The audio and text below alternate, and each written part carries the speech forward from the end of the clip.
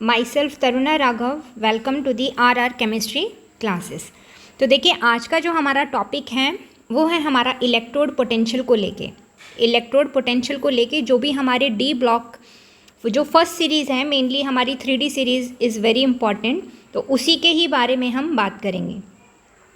ये जो टॉपिक है इलेक्ट्रोड पोटेंशियल, इसके ऊपर पूरा चैप्टर है इलेक्ट्रोकेमिस्ट्री। इससे बाहर भी है electrochemistry, electrochemical cell, electrolytic cell, सबके बारे में बताया हुआ है। यहाँ पर तो हम बहुत थोड़ा सा ही इसके बारे में डिस्कशन करेंगे। तो देखिए स्टार्ट करते हैं। आप सबसे पहले ये सोचिए कि कोई भी मेटल है, ये एक हमारे पास मेटल है, मेटल को क्या सबसे अच्छा लगता है? मेटल को ऑक्सीडेशन करना बहुत अच्छा लगता है। अब ऑक्सीडेशन को हम दो तरीके से डिफ़ाइन करते हैं। पहला तो ये है लॉस ऑफ इलेक्ट्रॉन, जिसमें शायद से आप बहुत देर में समझ पाओ या जो भी थोड़ी दिक्कत हो, बट हाँ एक दूसरा तरीका ये है ऑक्सीडेशन नंबर। अगर ऑक्सीडेशन नंबर बढ़ जाता है तो इसका मतलब क्या है, उसमें क्या हुआ है? ऑक्सीडेशन। रिडक्शन में क्या होता है? जैसे हमने ऑक्सीडेशन को दो बार में डिफ़ाइन किया है, इसको लिख देते हैं। देखिए ऑक्सीडेशन जो है हमारा, ऑक्सीडेशन को हम कैसे डिफ़ाइन करते हैं? पहला लॉस ऑफ इलेक्ट्रॉन, ठीक है, या फिर ऑक्सीडेशन नंबर से। तो ऑक्सीडेशन नंबर अगर बढ़ गया है, ऑक्सीडेशन नंबर अगर बढ़ गया है तो मीन्स ऑक्सीडेशन हो गया है। सेम इसी तरीके से हम रिडक्शन को भी एक्सप्लेन करते हैं। रिडक्शन क्या होता है? गेन ऑफ इलेक्ट्रॉन, या फिर इसी को हम क्या कह दें कि ऑक्सीडेशन नंबर में डिक्रीज़ हो गया है। ऑक्सीडेशन नंबर क्या हो गया है? डिक्रीज़ हो गया है। तो आपको ये चीज़ ध्यान रखनी है कि अगर ऑक्सीडेशन नंबर बढ़ गया है, इंक्रीज़ हो गया है, तो हम उस स्पीशीज़ को क्या बोलेंगे? उस स्पीशीज़ में क्या हुआ है? ऑक्सीडेशन। अगर उस स्पीशीज़ का ऑक्सीडेशन नंबर घट गया है, अगर उस स्पीशीज़ का ऑक्सीडेशन नंबर घट गया है, तब हम उस स्पीशीज़ को क्या बोलेंगे कि इस स्पीशीज़ के अंदर रिडक्शन हुआ है। स्पीशीज़ मतलब मेटल आयन या जो भी कोई भी हमारे पास एलिमेंट है। चलिए, अब जो मेटल्स हैं वो उनको सबसे अच्छी स्टेट कौन सी लगती है? Metals are electropositive in nature. हम 9th और 10th क्लास से पढ़ते आए हैं कि मेटल्स कैसे हैं? Electropositive in nature. इलेक्ट्रोपॉजिटिव होने का मतलब क्या है कि उनके ऊपर कैसा चार्ज होगा? पॉजिटिव चार्ज होगा। अब पॉजिटिव चार्ज कैसे आता है? आपको अच्छे से पता है, positive charge loss of electron से आता है। जब भी लॉस ऑफ इलेक्ट्रॉन होगा, इसका मतलब जो हमारी स्पीशीज़ होगी it will carry positive charge, ठीक है। अब देखिए आप, यहाँ पर हमारा मेटल किस ऑक्सीडेशन स्टेट में था? 0 में, और यहाँ पर कुछ ना कुछ पॉजिटिव हुआ है, मीन्स ऑक्सीडेशन नंबर क्या हो गया है? बढ़ गया है। ऑक्सीडेशन नंबर अभी बताया था कि जो मेटल्स होते हैं, मेटल्स को क्या अच्छा लगता है? ऑक्सीडेशन। मेटल्स को ऑक्सीडेशन कुछ भी नहीं है, वही है इलेक्ट्रोपॉजिटिव इन नेचर, ठीक है। ऑक्सीडेशन करके वो ही एलिमेंट के ऊपर पॉजिटिव चार्ज आ जाता है। तो जितने भी हमारे मेटल्स हैं, मेटल्स वो पसंद करते हैं कि हम अपना इलेक्ट्रॉन्स को लूज़ कर दें, इलेक्ट्रोपॉजिटिव इन नेचर, इलेक्ट्रोपॉजिटिव हो जाएं, ठीक है, वो खुश हैं, हैप्पी हैं। तो जो मेटल्स हैं हमारे, they are electropositive in nature, और वो खुश हैं इलेक्ट्रॉन्स का लॉस करने के बाद इनके ऊपर पॉजिटिव चार्ज आ जाता है और वो खुश हैं, बहुत खुश हैं। अब ये जो है ऐसा हो क्यों रहा है कि जो इलेक्ट्रॉन्स जो हैं वो लॉस कर रहे हैं? फिर इसके पीछे कि वो कितनी जल्दी लॉस करेगा, कितने धीरे लॉस करेगा, तो ये सब चीज़ें हमारी इलेक्ट्रोड पोटेंशियल किसके ऊपर डिपेंड करती हैं? इलेक्ट्रोड पोटेंशियल, कि कोई मेटल कितनी जल्दी इलेक्ट्रॉन्स का लॉस कर रहा है, कोई मेटल कितनी धीरे से इलेक्ट्रॉन का लॉस कर रहा है। ये सब चीज़ें हमें कौन बताता है? E0 value. ये E0 वैल्यू क्या होती है? यही हमारा इलेक्ट्रोड पोटेंशियल है। अब इसी इलेक्ट्रोड पोटेंशियल को हम रिडक्शन पोटेंशियल में भी बात कर सकते हैं, ऑक्सीडेशन पोटेंशियल में भी बात कर सकते हैं, ठीक है। जो भी हमारी वैल्यूज़ आती है उसको हम या तो रिडक्शन पोटेंशियल में बात करेंगे या फिर ऑक्सीडेशन पोटेंशियल में बात करेंगे। तो हम देखेंगे कि रिडक्शन होगा, रिडक्शन कब होगा? जब रिडक्शन पोटेंशियल ज़्यादा होगा। देखिए ये सारी वैल्यूज़ आपको याद करने की नीड नहीं है, आपको एग्ज़ाम में सब कुछ दिया होता है। ऑक्सीडेशन कब होगा? जब ऑक्सीडेशन पोटेंशियल की वैल्यू ज़्यादा होगी। रिडक्शन कब होगा? जब रिडक्शन पोटेंशियल की वैल्यू ज़्यादा होगी। अब ये कैसे? ये तो ठीक है, वैल्यूज़ दे दी गई है। अब आप उसमें भी कंफ्यूज हो जाएंगे कि अब इसमें किस स्पीशीज़ के अंदर रिडक्शन हो रहा है और किस स्पीशीज़ में ऑक्सीडेशन हो रहा है, आपको कैसे पता चलेगा? बहुत सिंपल सी बात, देखिए इसमें लिखा भी हुआ है कि कैसे पता चलेगा किस में ऑक्सीडेशन है और किस में रिडक्शन है। क्योंकि जिसमें हमें यही पता, सबसे पहले तो हमें यही पता लगाना है ना, फिर उसके बाद हमें जो वैल्यू दी गई है उसी से पता चलेगा कि ये रिडक्शन पोटेंशियल है या फिर ऑक्सीडेशन पोटेंशियल है। ठीक है, तो देखिए यहाँ पर ये हमने आयरन का एग्जाम्पल लिया है। आयरन में सबसे पहले तो आप ये देखेंगे कि ये 2 पॉजिटिव से किस में चेंज हो रहा है? 3 पॉजिटिव में। मीन्स इसका ऑक्सीडेशन नंबर क्या हो रहा है? इंक्रीज़ हो रहा है। अब जब ऑक्सीडेशन नंबर इंक्रीज़ हो रहा है, इसका मतलब इसमें क्या हो रहा है? Oxidation number increase means oxidation. इसी को ही मैं इस तरीके से भी लिख सकती हूँ। देखिए Fe3 पॉजिटिव जो फेरिक आयंस थे, अब वो Fe2 positive means ferrous ions में चेंज हो गए हैं। अब ऑक्सीडेशन नंबर क्या हुआ? 3 पॉजिटिव से 2 पॉजिटिव मीन्स ऑक्सीडेशन नंबर का क्या हो गया? डिक्रीज। इसका मतलब रिडक्शन हुआ है।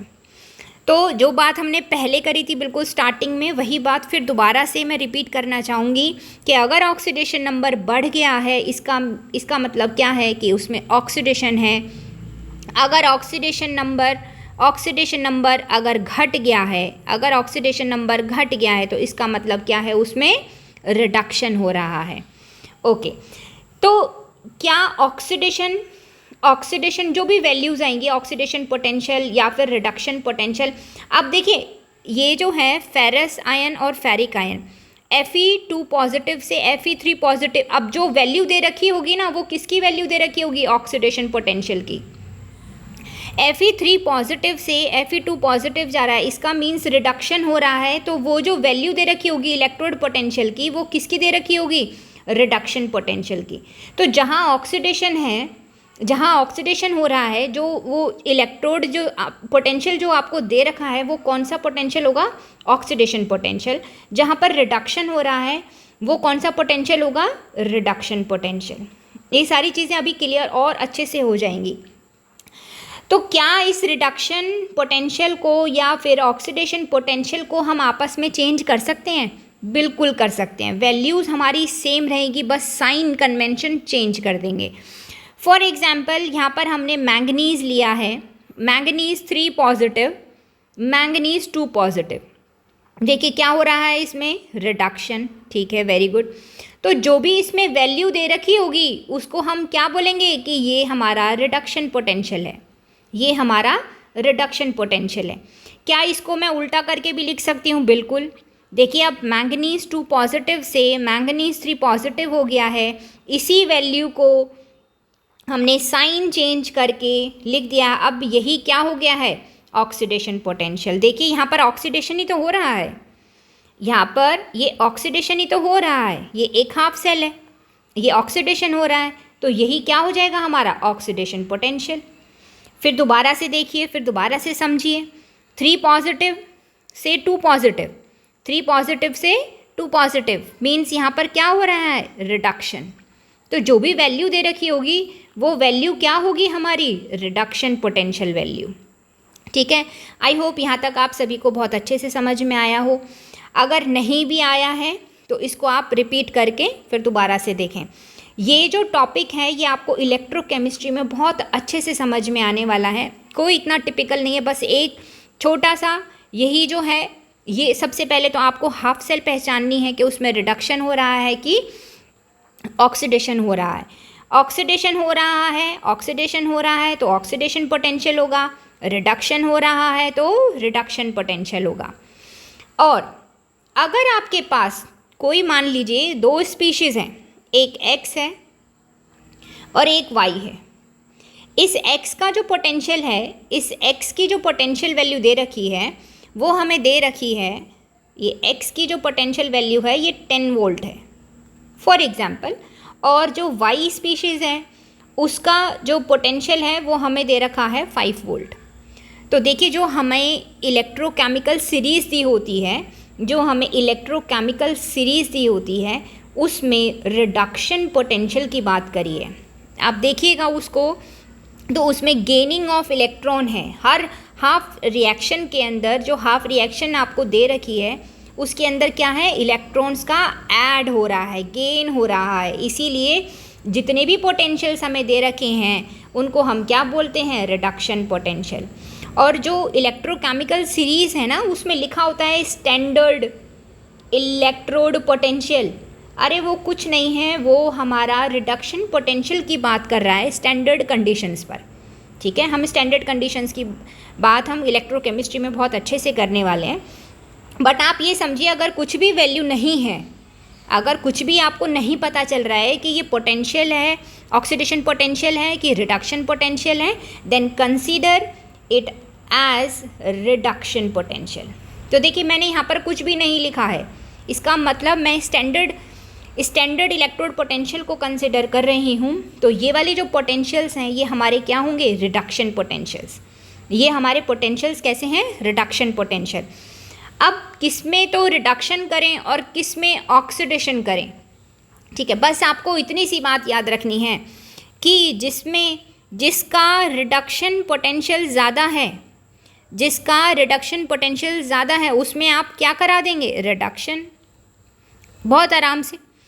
और जिसका रिडक्शन पोटेंशियल कम है उसमें आप क्या करा देंगे, ऑक्सीडेशन।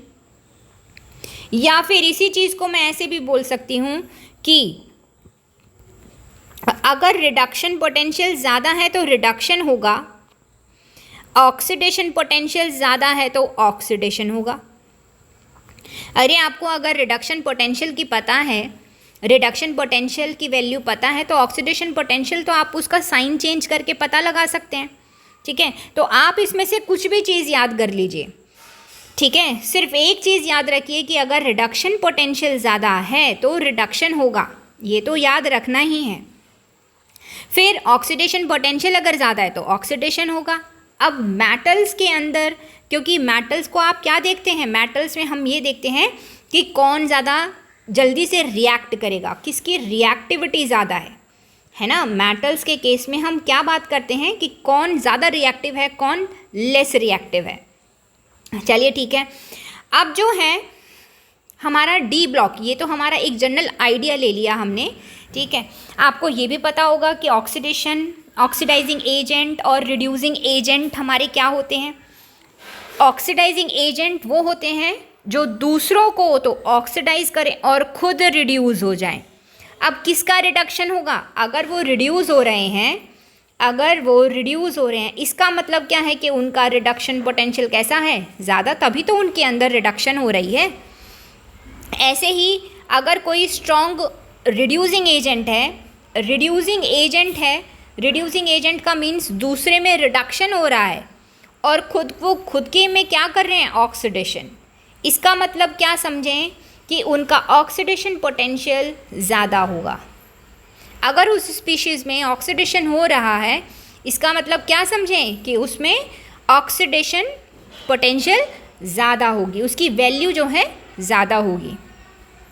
चलिए देखिए, ये अब आप यहाँ से कुछ क्वेश्चंस हैं।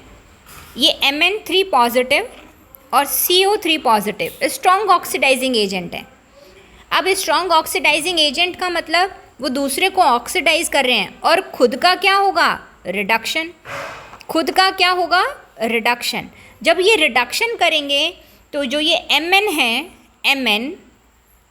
Mn3 पॉजिटिव, ये किस में चेंज हो जाएगा, Mn2 पॉजिटिव। रिडक्शन हो रहा है मीन्स इनका रिडक्शन पोटेंशियल कैसा होना चाहिए, ज़्यादा। कैसा होना चाहिए इनका रिडक्शन पोटेंशियल, ज़्यादा। तो देखिए Mn की बात करते हैं, ये रहा, ये NCERT के टेबल से ही ली है।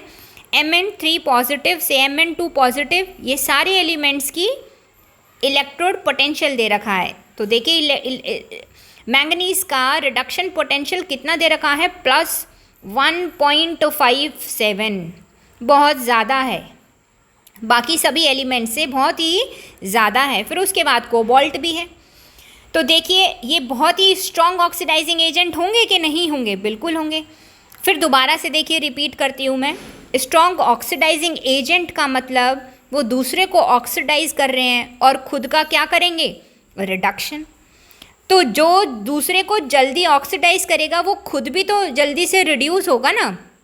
फिर से समझिए, जो दूसरे को जल्दी ऑक्सीडाइज करेगा उसका खुद रिडक्शन भी जल्दी होगा। अब खुद का रिडक्शन जल्दी होने का मतलब क्या है कि उसका रिडक्शन पोटेंशियल की वैल्यू क्या है? ज़्यादा है।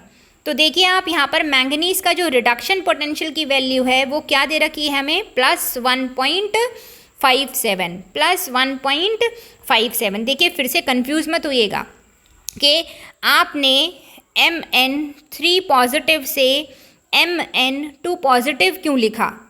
इसको आपने Mn3 पॉजिटिव से Mn4 पॉजिटिव क्यों नहीं लिखा?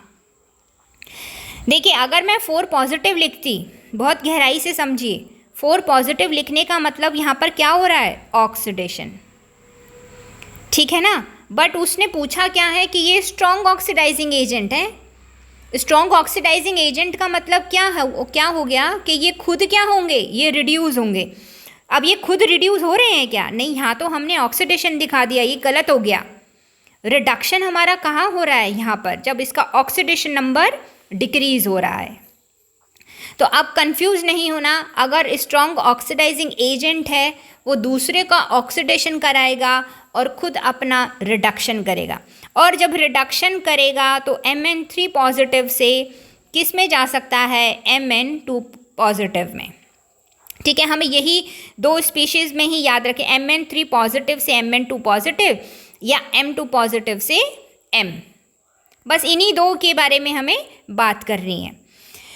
तो देखिए Mn3 पॉजिटिव और CO3 positive strong oxidising agent हैं, तो इनका खुद का क्या होगा? रिडक्शन, और जितना ज़्यादा इनका रिडक्शन पोटेंशियल होगा वो उतने ही जल्दी खुद का रिडक्शन करेंगे।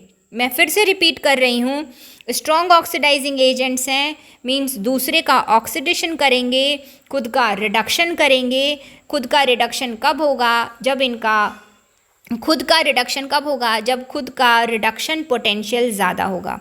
तो आप ये देखिए मैंगनीज़ में, मैंगनीज़ के अंदर और कोबाल्ट के अंदर रिडक्शन पोटेंशियल की वैल्यू ज़्यादा है, इसीलिए इसीलिए they act as strong oxidising agent. अब बात आती है स्ट्रॉन्ग रिड्यूसिंग एजेंट्स की। स्ट्रॉन्ग रिड्यूसिंग एजेंट्स मीन्स दूसरे का रिडक्शन करा रहे हैं और खुद का क्या होगा? ऑक्सीडेशन। फिर से सुनिए, स्ट्रॉन्ग रिड्यूसिंग एजेंट मीन्स दूसरे का रिडक्शन और खुद का क्या होगा? ऑक्सीडेशन। जब खुद का ऑक्सीडेशन होगा तो ये Ti2 पॉजिटिव से टाइटेनियम 3 पॉजिटिव में बन जाएगा, या फिर वैनेडियम 2 पॉजिटिव से वैनेडियम 3 पॉजिटिव में चेंज हो जाएगा, ठीक है।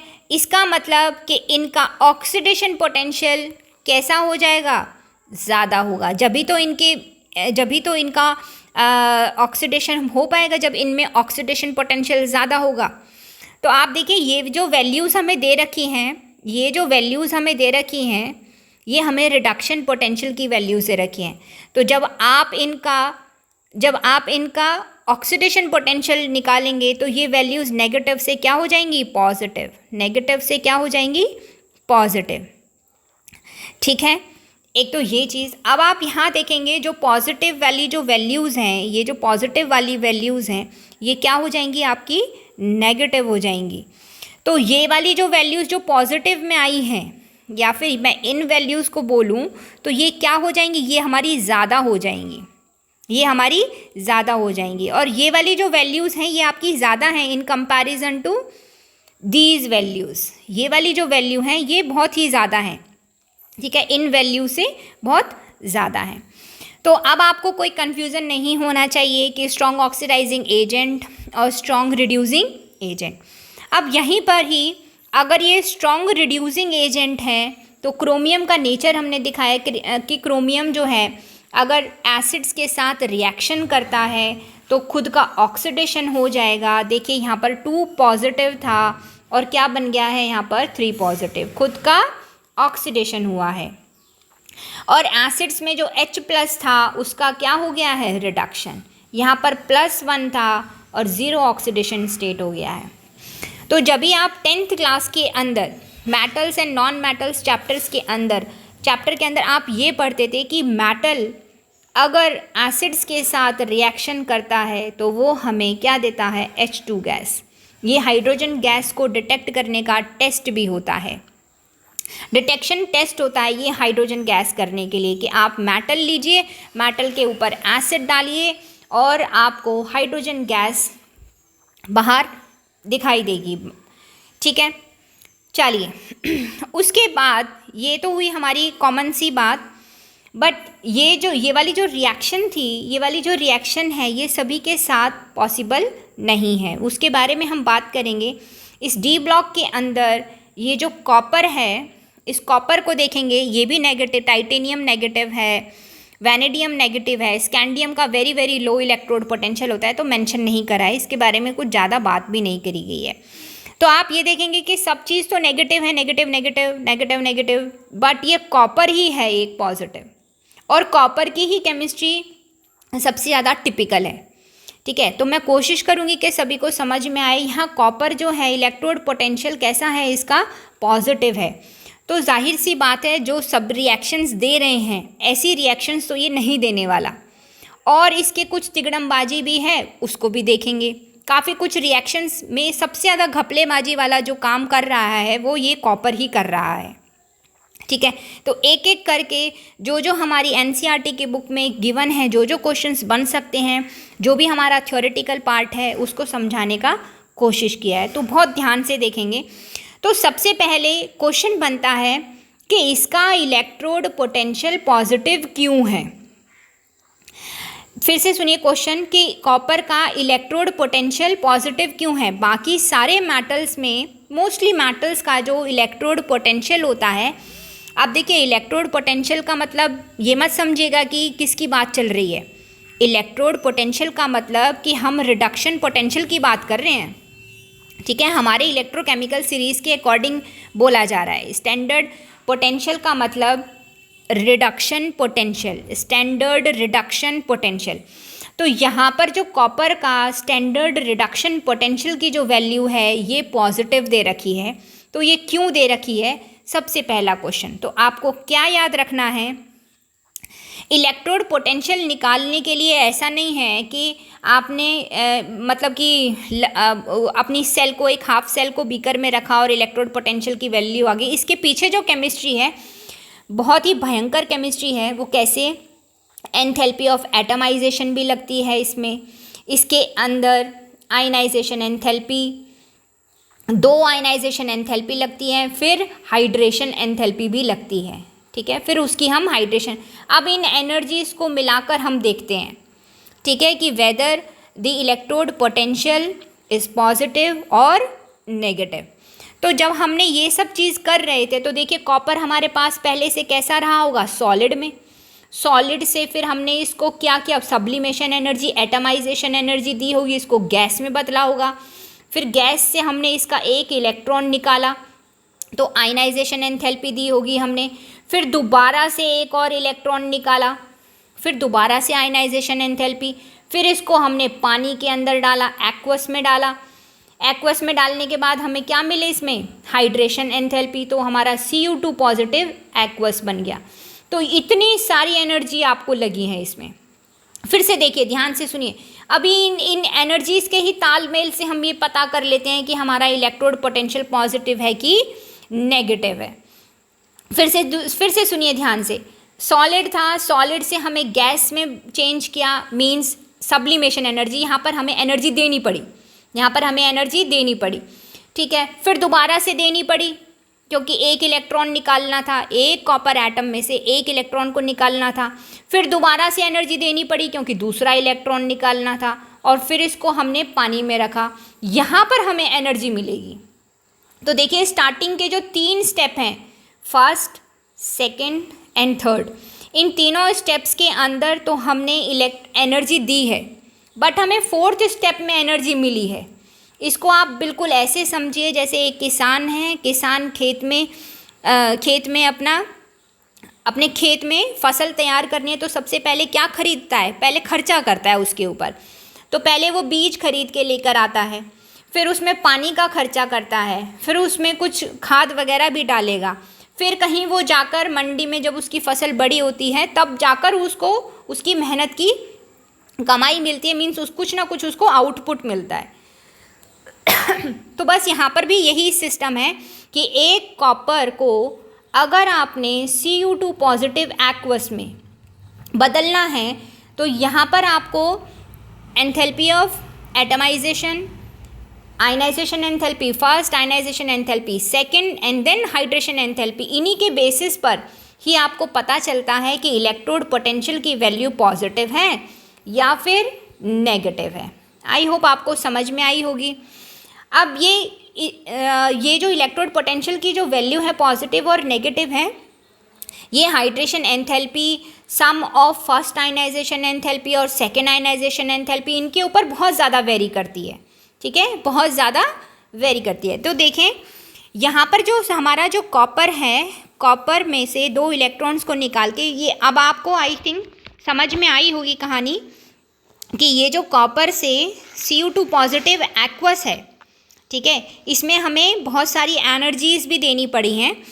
तो जो हमारी एंथैल्पी ऑफ एटमाइजेशन है वो बहुत ज़्यादा है, ठीक है, वो बहुत ज़्यादा है और हमें आउटपुट नहीं मिल रहा है, जिसकी वजह से हमें ये जो कॉपर का इलेक्ट्रोड पोटेंशियल होता है ये कैसा होता है, पॉजिटिव इन नेचर। कैसा होता है इसका इलेक्ट्रोड पोटेंशियल, पॉजिटिव। बाकी सभी एलिमेंट्स का क्या है, नेगेटिव। तो आपको ये चीज़ याद रखनी है कि इसका आउटपुट कम है। अब इसका आउटपुट होने का मतलब क्या है कि इसकी लो एंथैल्पी ऑफ हाइड्रेशन है, या फिर ये बोलें कि इसकी कम हाइड्रेशन एंथैल्पी है। बाकी सब ज़्यादा हैं बट इसका एंथैल्पी ऑफ हाइड्रेशन कैसा है, बहुत ही कम है, जिसकी वजह से इलेक्ट्रोड पोटेंशियल का वैल्यू कैसा आता है, पॉजिटिव। उसके बाद देखिए ये वाली जो एक्स्ट्रा चीज़ है ये मैं पहले ही बता चुकी हूँ पुरानी वीडियोस के अंदर, तो वो आप चेक कर सकते हैं। फिर भी मैंने इधर लिख दिया है कि देखिए अब आप इसको एक्वस में डाल रहे हैं तो यहाँ पर Cu2 पॉजिटिव एक्वस तो है ही, ये तो स्टेबल है ही, इसके साथ साथ एक कॉपर प्लस भी है, उसको एक्वस में डालकर क्या होगा ये भी हमें देखना है। तो देखिए Cu2 पॉजिटिव एक्वस जो है ये तो हमारा स्टेबल होता है, बट Cu पॉजिटिव एक्वस जो है वो अनस्टेबल है। अब ये अनस्टेबल है, ऐसा क्यों है, ये चेक किया गया कि जब हमने कॉपर +1 आयंस की रिएक्शन कराई तो ये डिसप्रपोर्शनेशन रिएक्शन दिखाते हैं। क्या दिखाते हैं ये, disproportionation reaction. Disproportionation reaction, disproportionation reaction means, एक बार इस स्पेलिंग को लिख दें, डिसप्रपोर्शनेशन रिएक्शन। ठीक है, आप समझ जाइए disproportionation reaction. Disproportionation reaction means वही जो हमारी स्पीशीज़ है उसी का ही तो रिडक्शन हो रहा है और उसी का ही ऑक्सीडेशन हो रहा है। तो आप यहाँ पर देखेंगे ये जो Cu पॉजिटिव है इसी का ऑक्सीडेशन हुआ है और Cu पॉजिटिव का ही रिडक्शन हुआ है।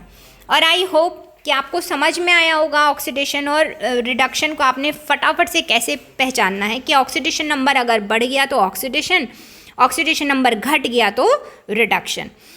अच्छा, फिर उसके बाद ये देखेंगे हम ये Cu है, CuF2, ठीक है, कि ये जो CuF2 है ना, ये CuF2 आपको CuF2 देखने को मिलेगा, इसका मतलब Cu2 पॉजिटिव देखने को मिलेगा, CuCl2 भी देखने को मिलेगा, CuBr2 भी देखने को मिलेगा, बट आपको CuI2 देखने को नहीं मिलता है। CuI2 देखने को नहीं मिलता, एग्जिस्ट ही नहीं करता है। अगर किसी समहाउ एग्जिस्टेंस इसका हो भी जाए, वेरी वेरी अनस्टेबल। ऐसा क्यों? देखिए, आपने कोई कॉपर का सॉल्ट लिया, उसमें आपने पोटाशियम आयोडाइड डाला। जब पोटाशियम आयोडाइड डाला तो आपको क्या मिला? Cu2I2।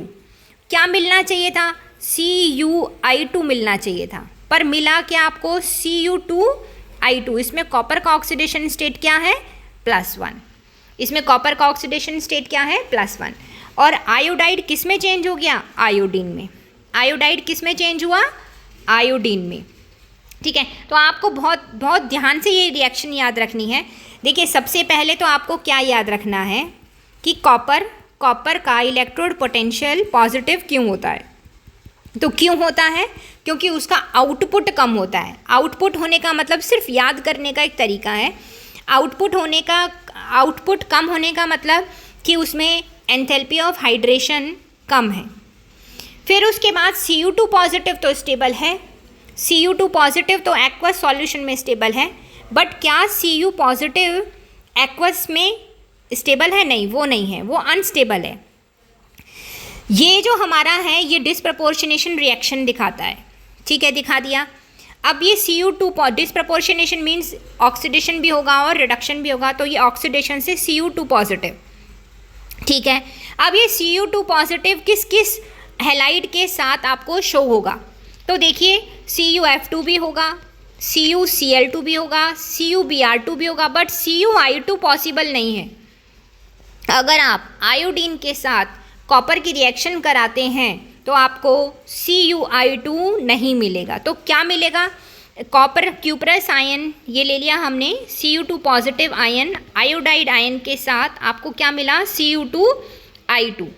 और आपको क्या मिल गया? आयोडीन। ये reaction is very very important. यहाँ पर आप याद रखेंगे कि आपको क्या मिलता है? Cu2I2 मिलना क्या चाहिए था?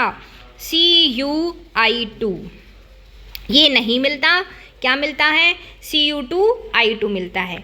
बट हाँ, आप अगर कॉपर CuCl2 मिलेगा, बिल्कुल आयोडाइड की जगह आप क्लोराइड ले लीजिए तो आपको CuCl2 मिल जाएगा, CuBr2 मिल जाएगा, बट आयोडाइड के साथ ये नहीं मिलेगा। तो इतना सा टॉपिक आपको आई थिंक समझ में आया होगा।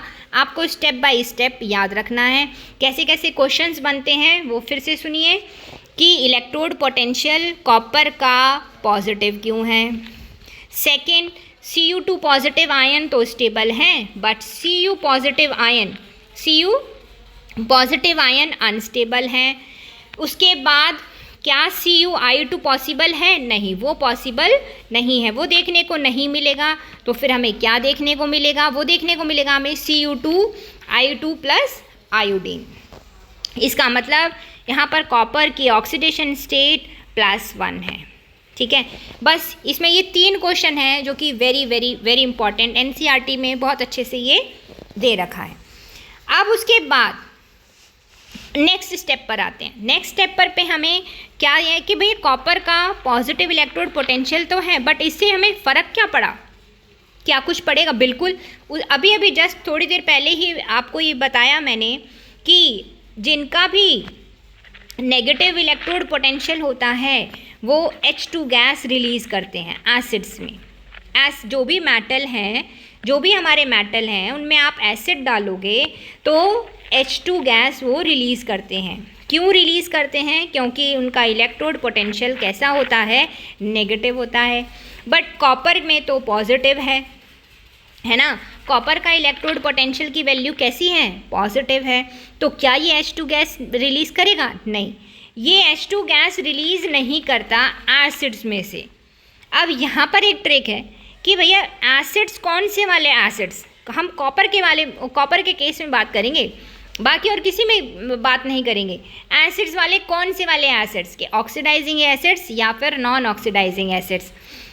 तो देखिए, जो भी हमारे नॉन ऑक्सीडाइजिंग ये वाली जो इनएबिलिटी है हाइड्रोजन गैस को निकालने की, मीन्स हाइड्रोजन गैस किस एसिड के साथ नहीं निकलेगी, तो वो हमारे नॉन ऑक्सीडाइजिंग एसिड्स मीन्स जैसे HCl, उनके साथ ये रिएक्शन नहीं देगा। तो देखें, कॉपर की रिएक्शन अगर आप HCl के साथ कराते हैं तब वहाँ पर रिएक्शन नहीं होगा।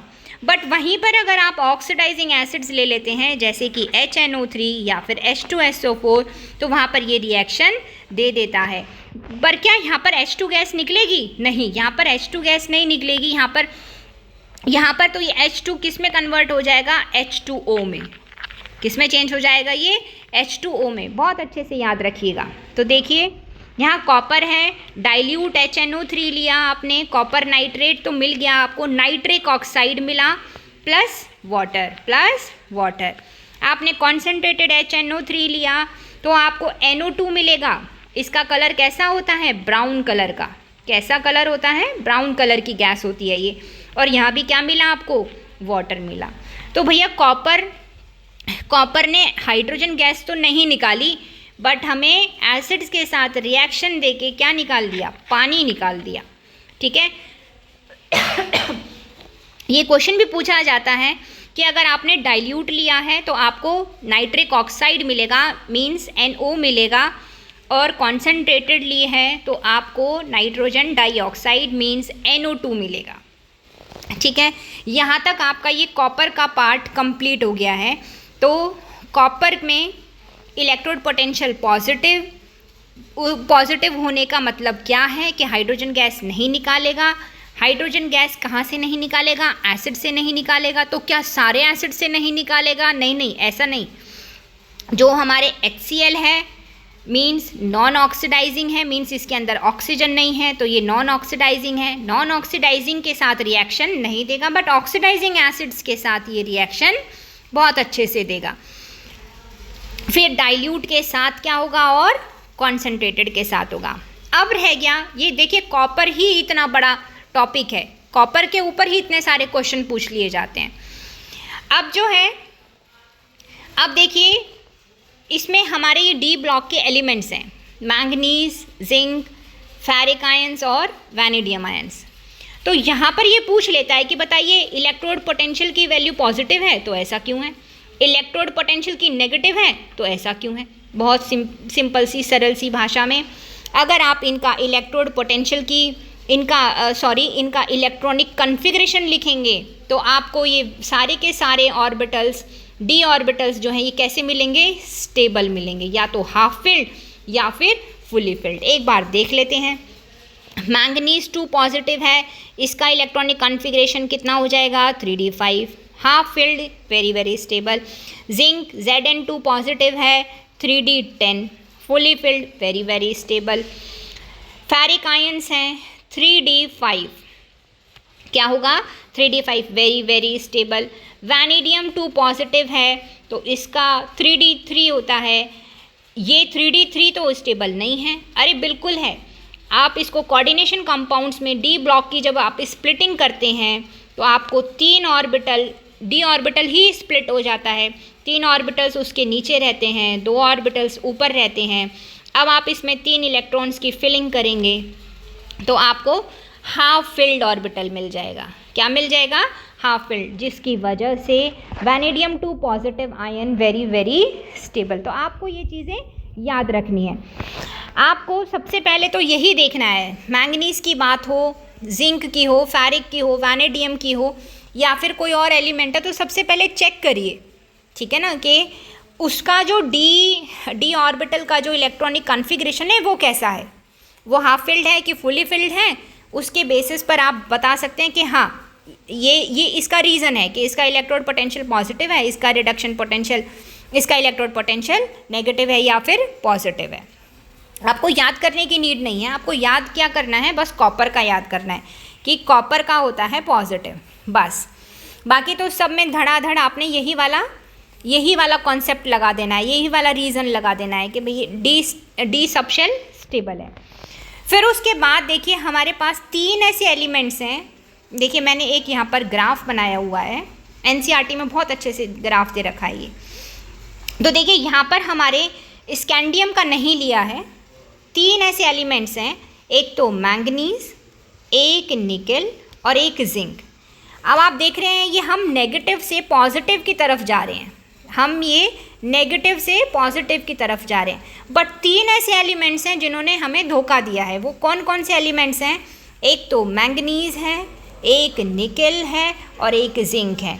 अभी अभी के लिए तो याद रहेगा, अभी अभी के लिए तो याद रहेगा, फिर बाद में आप ये भूल जाओगे, तो इसको भूलो नहीं।